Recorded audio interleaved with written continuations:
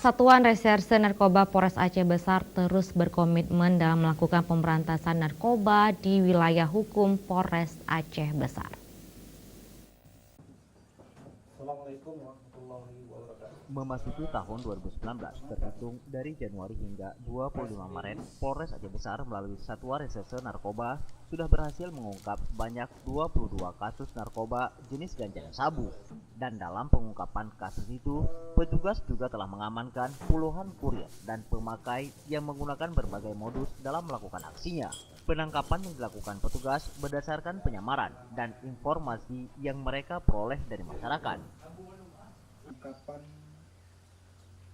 kasus